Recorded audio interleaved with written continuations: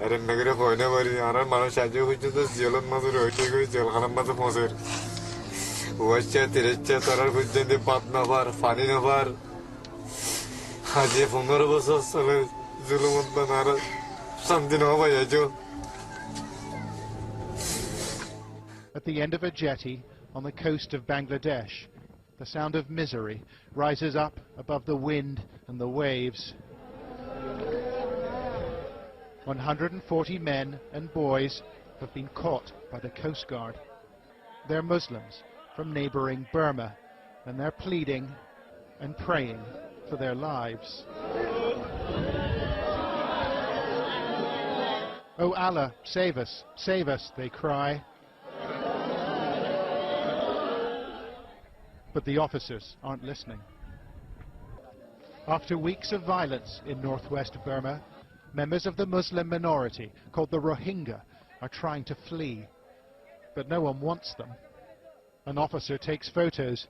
His colleagues hand out water and a packet of rice, and then they order the group back out to sea.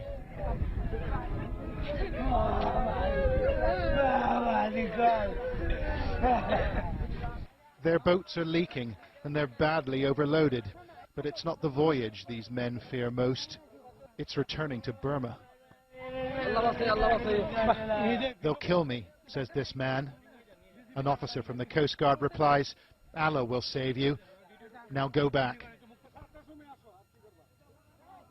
In Burma's Rakhine state, the fires have been burning for weeks. Homes have been razed and lives taken by hate-filled mobs. Ethnic Buddhists and the minority Muslims blame each other for the violence, but the facts are hard to come by. International NGOs have pulled their staff out, too dangerous, they say, while Burma's government won't let independent observers in. Right now, the situation we're looking at right now on the ground is it's very, very difficult to get an accurate picture of what's actually going on.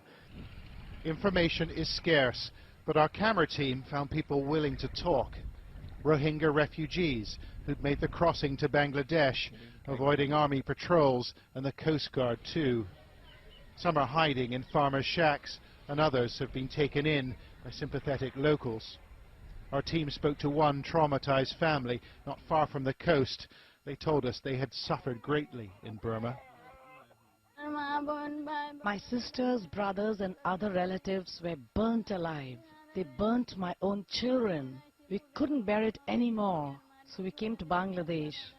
The Coast Guard turned us back 3 times, and we floated at sea for 4 days and 4 nights. And then we managed to sneak in.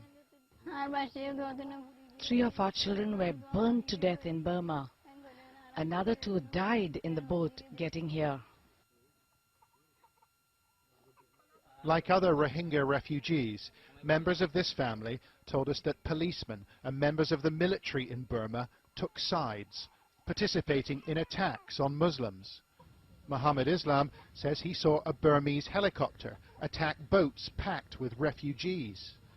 There were 3 boats together when we set off, and another 3 followed us. The 3 boats that lagged behind were attacked by a helicopter and caught fire. He thinks almost 50 people were killed, although Burma has denied the allegation. The helicopter was circling in the sky. We saw something reddish fall on the boats, and instantly they exploded into flames. 300,000 Rohingya already live in Bangladesh, many in this desperately overcrowded refugee camp. And the government here says it won't take any more. The Rohingya are Burma's problem. But some have made it through, like these famished refugees eating rice on the floor of our team's hotel room. Everyone wants to take shelter in Bangladesh, but they can't get in. The police are everywhere. Mr. Shakur painted a distressing picture of his hometown, of residents and neighbours consumed by hate and bloodlust. They slashed our children.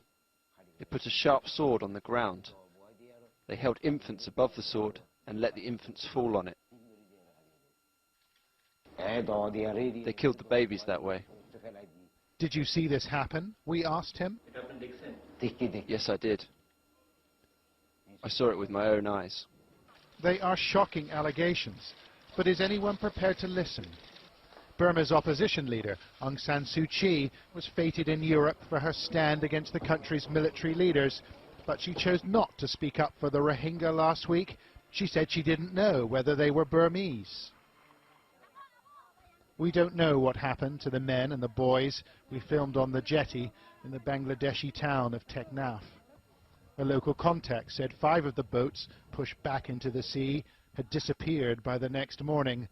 But like much of the testimony we've heard, we've been unable to verify it.